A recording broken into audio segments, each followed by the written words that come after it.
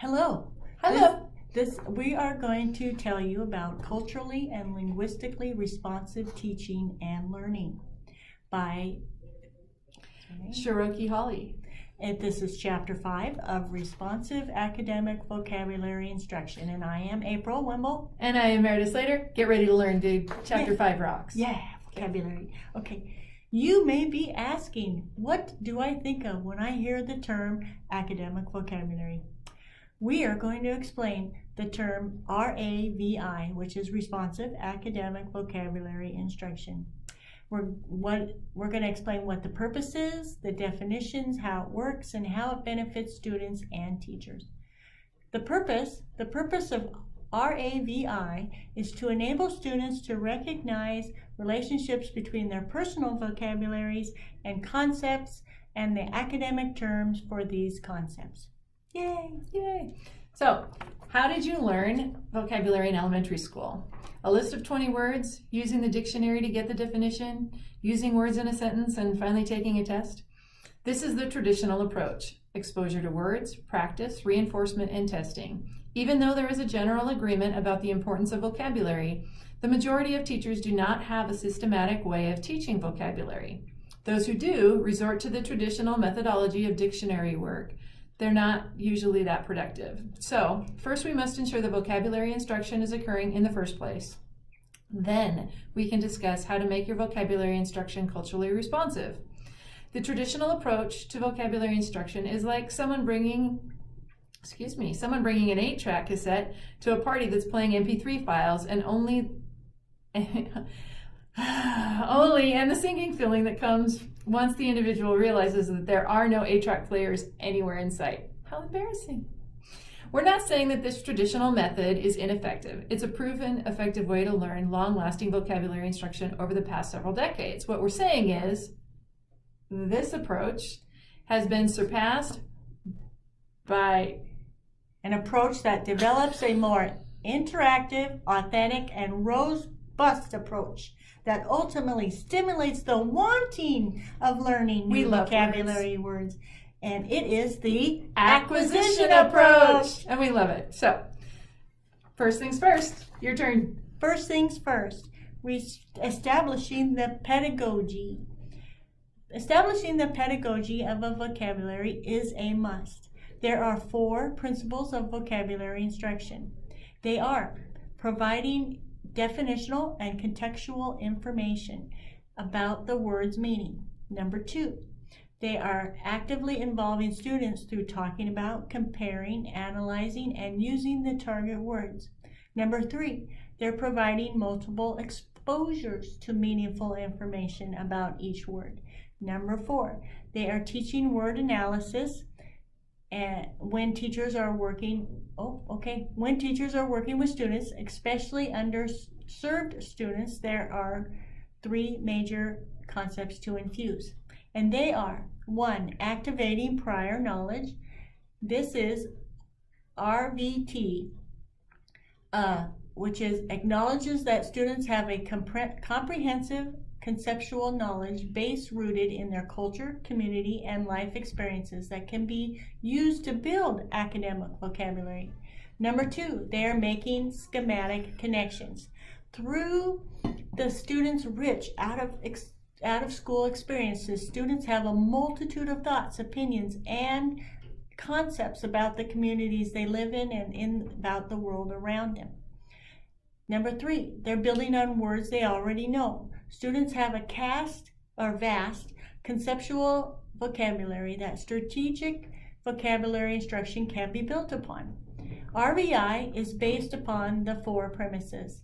1, students have their conceptual meanings of words and need to expand their home vocabularies with academic vocabulary. 2, a teacher must focus on key vocabulary strategies for word acquisition, not the simple word memorization.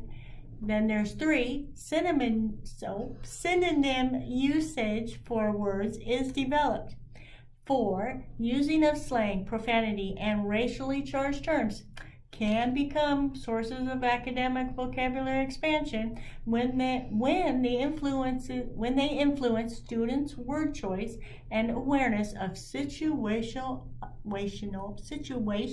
appropriateness. We like those words, actually.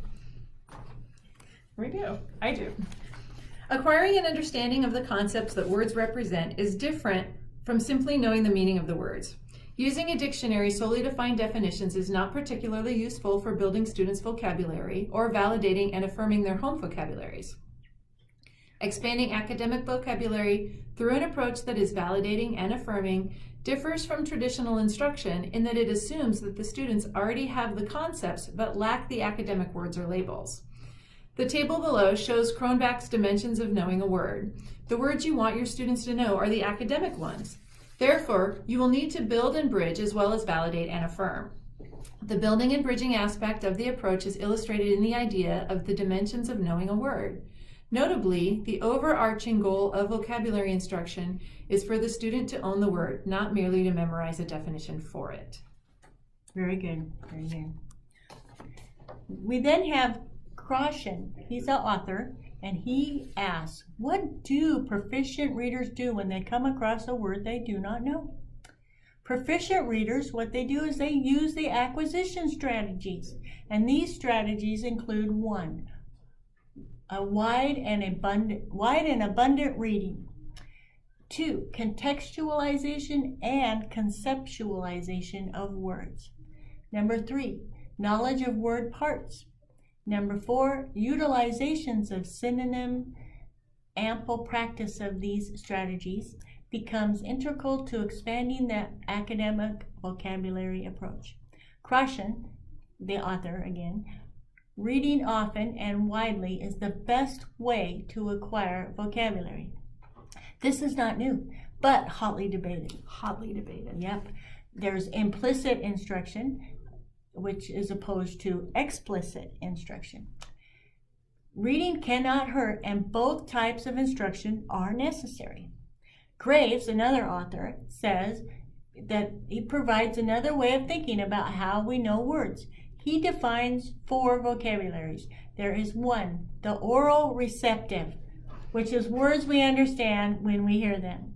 Then there is oral or written receptive, which is words we can read. Then there is oral productive, which is words we use in our speech. And then there's written productive, which is words we use in our writing. Which one are you? Yeah. For ESL students and non-standard language students, synonyms usage of words is not common. Rather, one word or phrase can have a multitude of meanings. For example, African American Vernacular English, AAVE, terms like bad and get. Like bad has 3 meanings, like not bad, like oh that's bad, not good. And then there's the awesome bad, saying oh my, or wow that's bad. Or then you have my bad, which is offering contrition, I'm sorry. Okay, then there's get. There's 7 different meanings of get. There's get down, get out of here, get real, get me a soda, getting on my nerves and get it straight, or get your meaning, or okay. But by using synonymous usage, for example, those terms, instead of saying get out of here, you say leave here.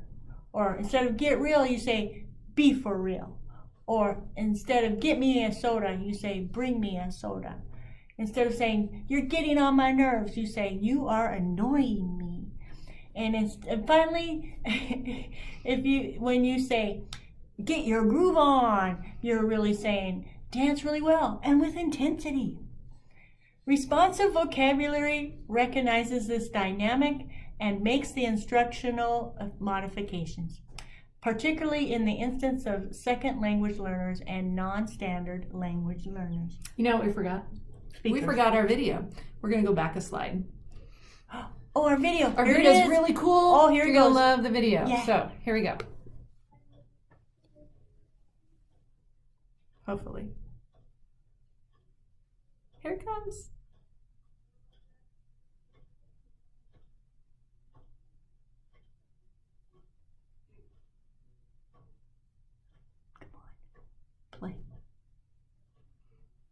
Go YouTube. Go YouTube. You can play it. Can you hear us? My name is Mary Beth Curtis. I'm a professor of education here at Lesley University, where I also direct the Center for Special Education. For the past 30 years or so, my research and clinical work has focused on how reading develops and what fails to develop or develops differently when students have difficulty with reading. And over the past couple of years, I've been working with students who are at risk for reading failure and as a consequence at risk for dropping out of school. And in looking at those students and trying to figure out what sorts of things they were good at and what sorts of things they were having difficulty with, we were struck in our testing by how many of those students had difficulty in vocabulary. When we think about why explicit vocabulary instruction is important for adolescents and important for teachers of students of adolescents, whether they be English language arts teachers or content area teachers, I always go back to the relationship between vocabulary and comprehension. Vocabulary is also a consequence of how well you comprehend. If you're a good comprehender, you're going to have lots of opportunities to learn new word meanings from context. But if you're having difficulty in comprehending, you're going to have a really hard time learning those word meanings on your own. Direct and explicit vocabulary instruction is certainly the first principle that the research supports. It's particularly important when you're working with students who are learning new vocabulary that they have the opportunity to have the information explained to them directly, to have opportunities then to apply that information guided by their teachers, and then finally opportunities to apply it independently. Another principle that we want to make sure that we incorporate in our vocabulary instruction is multiple opportunities to learn the new word meanings or the vocabulary skills that we're teaching.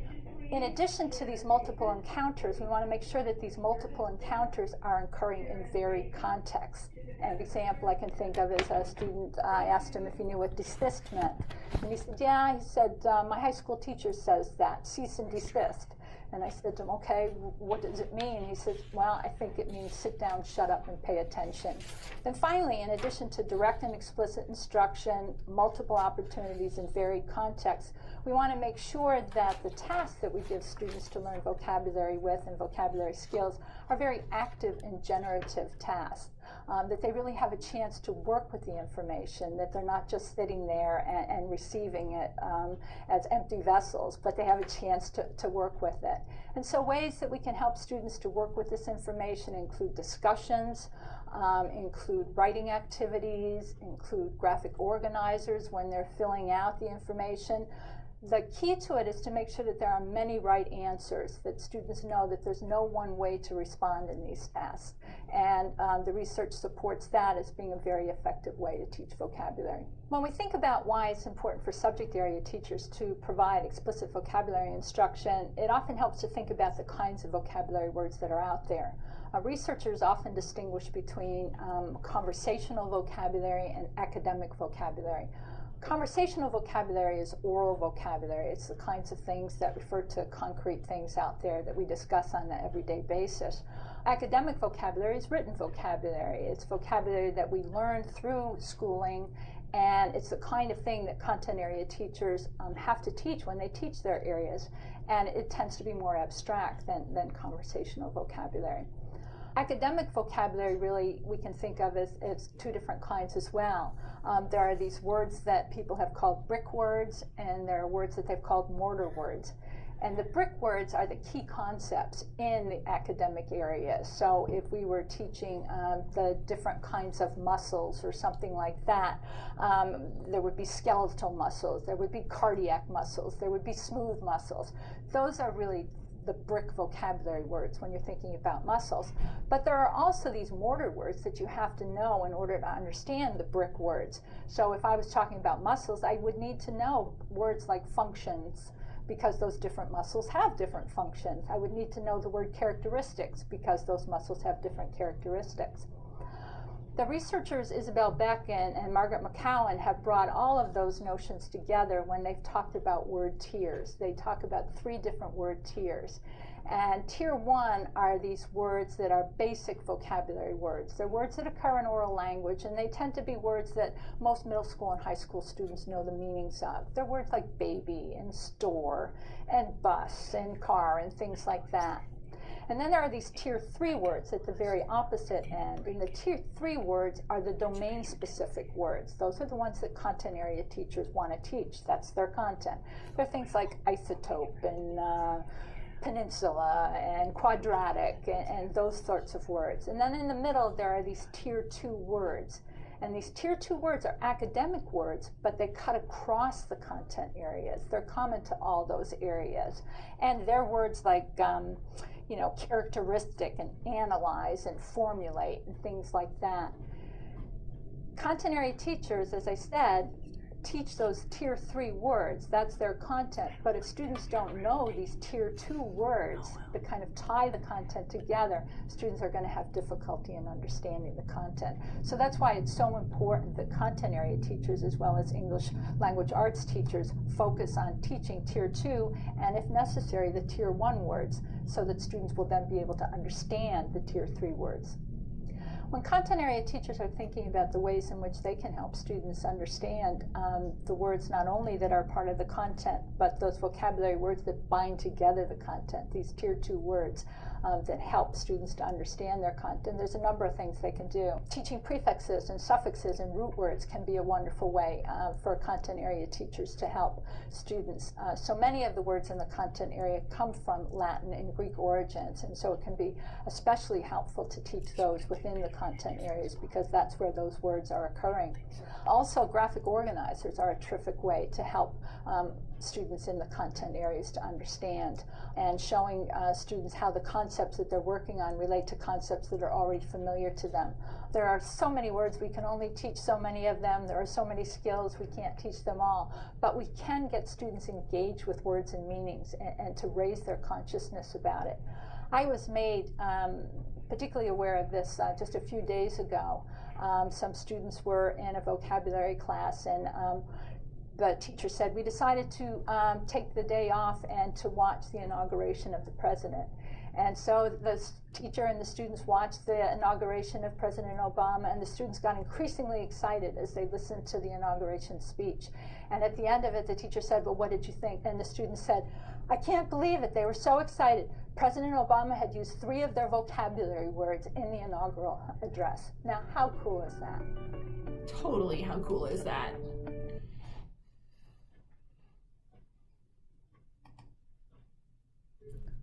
Okay, so now we'll go back to where we left off. Okay, we're into assessing the quantity and quality of vocabulary instruction. What vocabulary program or approach is already in place? That is the question to ask.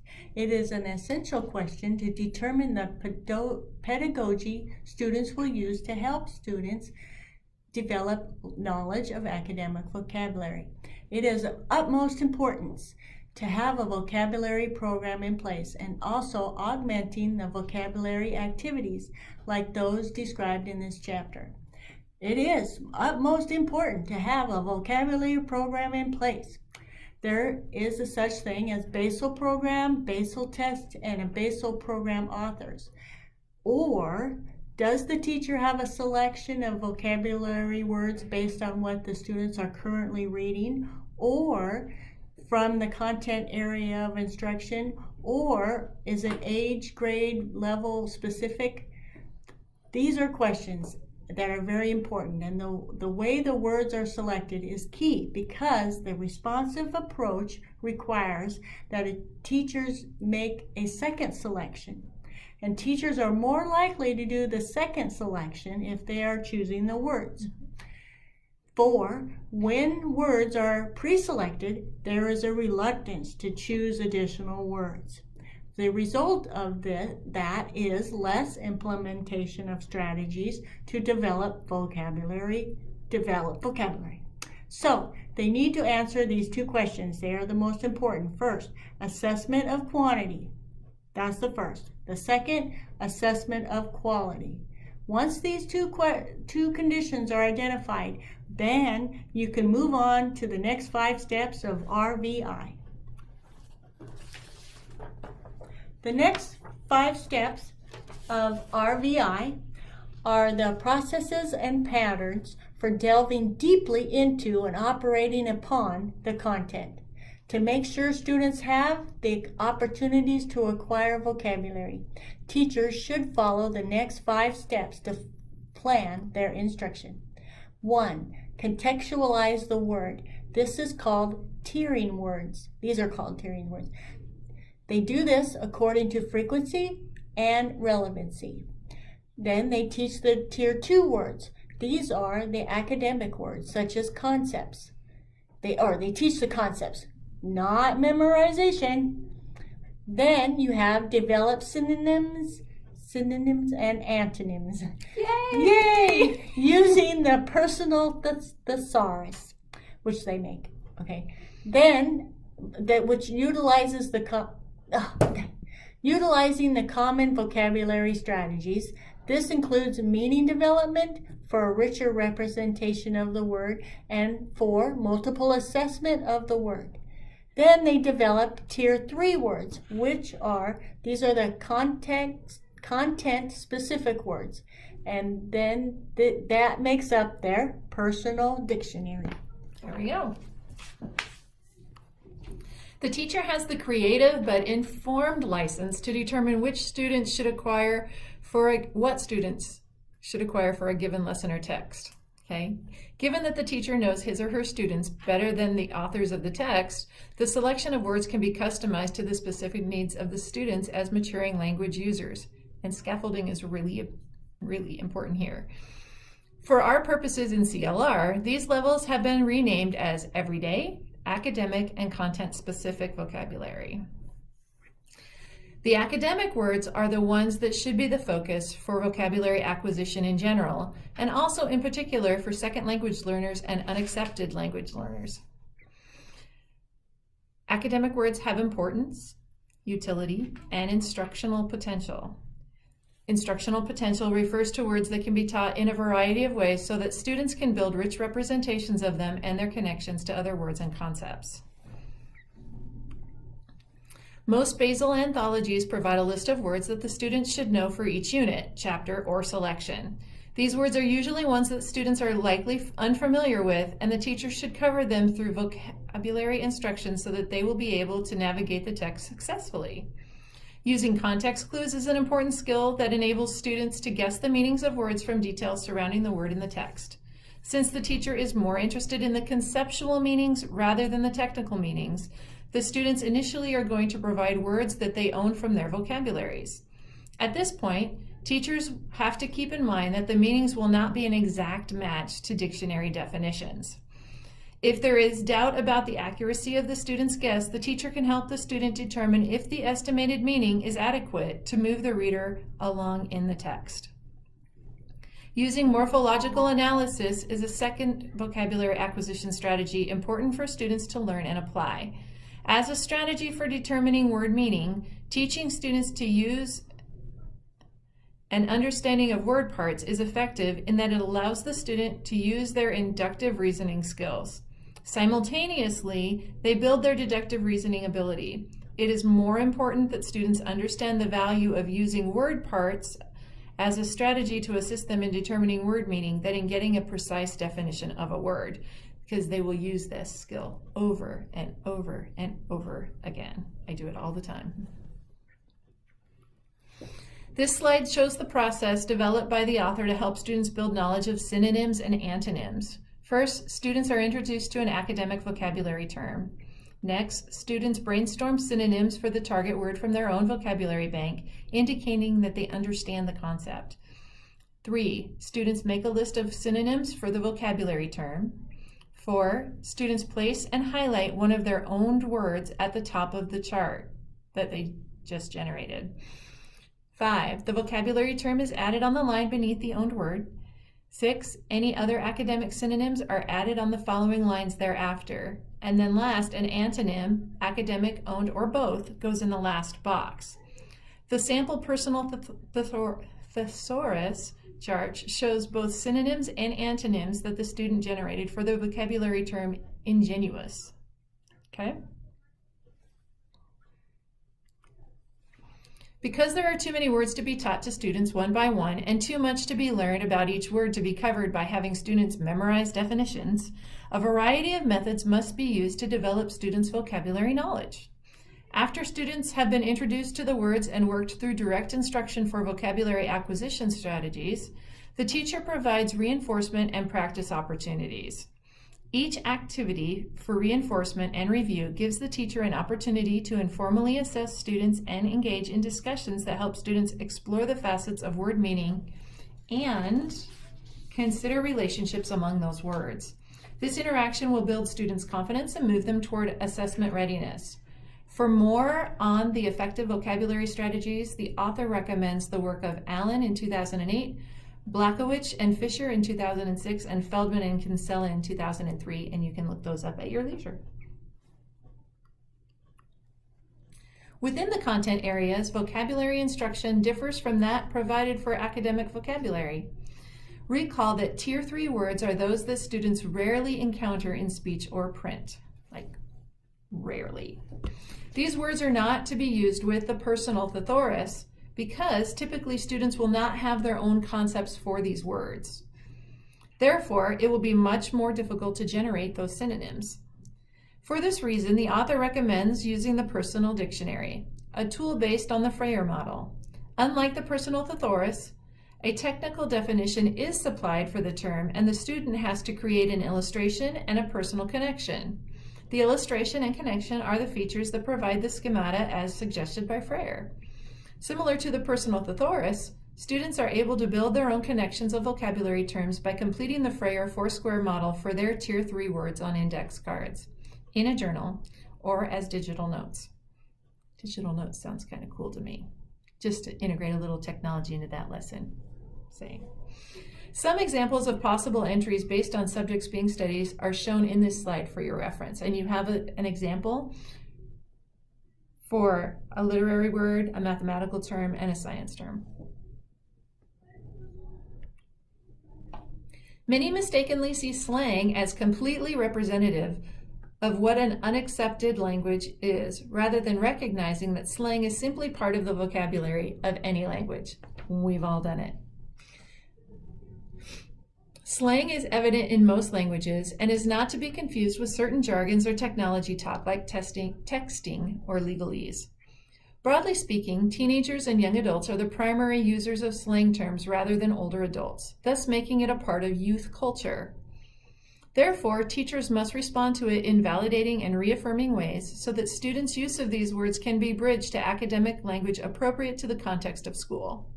In order to do this, though, educators must see slang usage as a positive to be expanded upon. A little bit of a challenge there. Not as a negative to be degraded. When done skillfully, teachers can capitalize on students' use of slang as another opportunity to expand their academic vocabulary. Academization works like this. First, you must listen to your students, right? We all need to listen to our students. Hear what they're actually saying. Similar to being culturally aware, you need to be a linguistic detective in your own classroom. When you hear slang, rather than going ballistic, like I usually would, inquire as to what students mean by the words you are using. Your students will be excited to teach you and tell you what it means. Once you understand what slang term means, you can then take that concept and academize it for them by providing an academic word to use when situationally appropriate. The last step is that the slang words and their academic counterparts are entered into the student's personal thesaurus. The figure in the slide shows you one possible format for doing this. By the way, you can do this with profanity and racially charged terms. You just have to be a little more diplomatic about it. So, we're near the end. Here's our summary. The responsive teaching of vocabulary does not supplant the good teaching that has been established in a classroom. By validating and affirming the words students bring from their own cultures, the intention is to enhance, enable, and empower teaching and learning, as seen with the expansion of the vocabulary approach. R-A-V-I! Yay, Ravi! Thanks, guys. Enjoy your homework. Yay!